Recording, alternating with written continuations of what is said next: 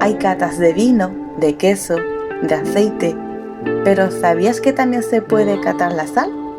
Teniendo en cuenta la de tipo de sal que nos podemos encontrar en un supermercado, como la sal del Himalaya, la maldo o la flor de sal, que ahora está muy de moda, sobre todo por los programas de cocina, no suena muy descabellado asistir a una cata. En la cata que asistimos probamos 6 tipos de sal y la sal se cata mirando su forma, comprobando su dureza tanto en el tacto como en la boca y por último se comprueba su disolución.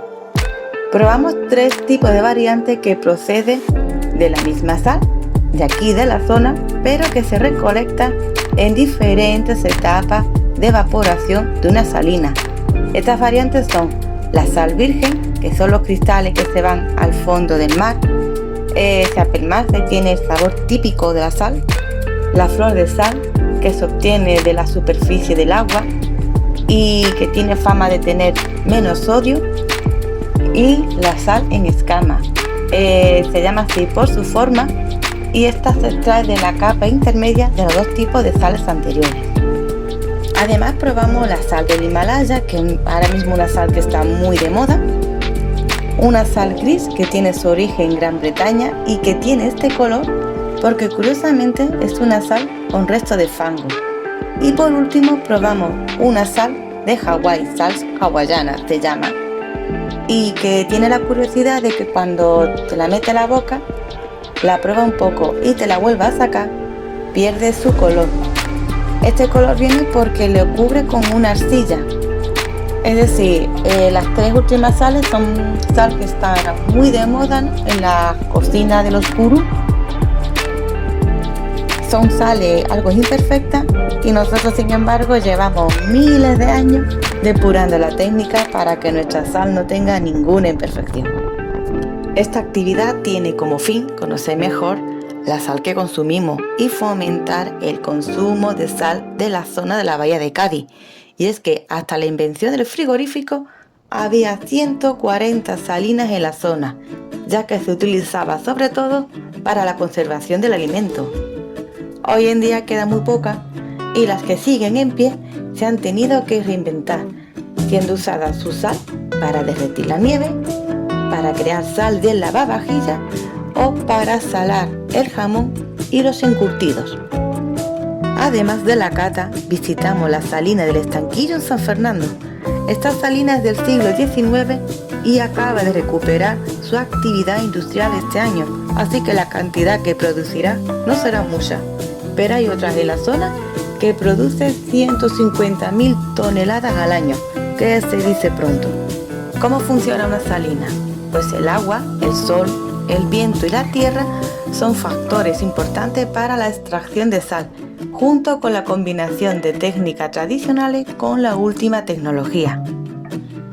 El agua pasa por distintas partes de la salina gracias a la acción de la gravedad y un sistema de compuertas controla el llenado de los diferentes compartimentos. Esta evaporación del agua por etapas hace más rápido el proceso y permite recoger la sal a medida que se cristaliza.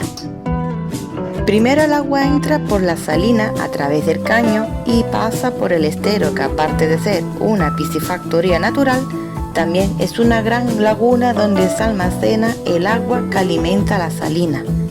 Después de pasar por el estero, el agua atraviesa un laberinto compuesto por canales anchos y profundos, conocidos como vueltas de retenida, y por otros estrechos y poco profundos, llamados vueltas de periquillo.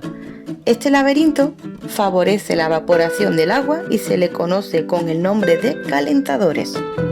Por último, el agua se almacena en estanques llamados tajos, que se colocan en dirección levante-poniente, es decir, este y oeste. Y así se aprovecha la fuerza de los vientos para facilitar la evaporación. Aquí se produce la cristalización de la sal rodeado por las cabeceras, las cuales da agua a los tajos. Para que el agua entre de cabecera a tajo, es decir, pase de una parte a otra, se utiliza el jorador, que es una herramienta de madera parecida a un palo, y esto ayuda a abrir el ojal o agujero, ¿no?, que se hace centro, mejor dicho, del tajo, del estanque. Cuando se obtiene unos 10 centímetros de altura de agua, se cierra este ojal con el dedo del pie. Y cuando el agua se evapora por la acción del viento y del sol, la sal queda sedimentada dentro de los tajos. Después, el salinero la rasca con una soleta, que es una azada, y la extrae con una vara que es el madero largo en forma redonda. Tiene una tabla en un extremo y con esta azada así puede coger la sal o la ayuda a amontonarla. De esta forma se crea la sal. Hoy en día la tecnología ha sustituido parte de las labores que se hacían manualmente, como por ejemplo el uso de las varas. En las grandes salinas industriales, estas azadas son sustituidas por máquinas excavadoras.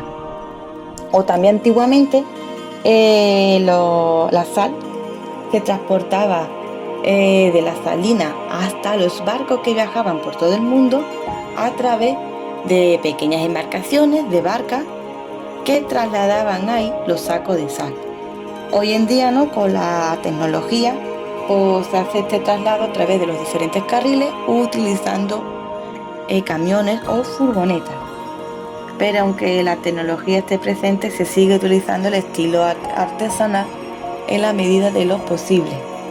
Como siempre que hacemos alguna actividad, recomiendo ir y conocer una salina de primera mano, ya que la salina existe desde los tiempos de los fenicios y además de ser una actividad económica importante en la zona, también es un repunte para la actividad natural por la cantidad de animales, ¿no?, entre peces, crustáceos y aves que viven gracias a su existencia.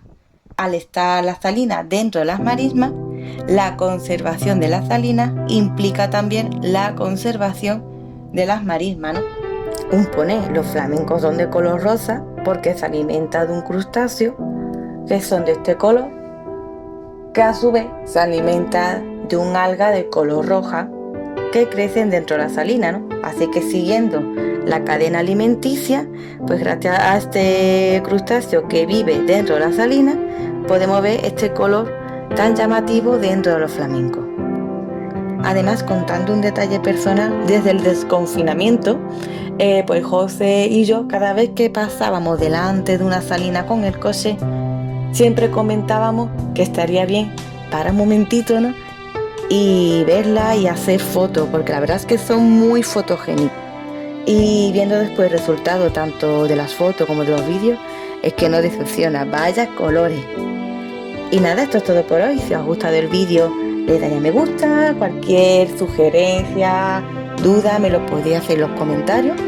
Si queréis estar al día de los contenidos del canal, le dais a la campana y nos vemos en otra ocasión de turisteo. Bye.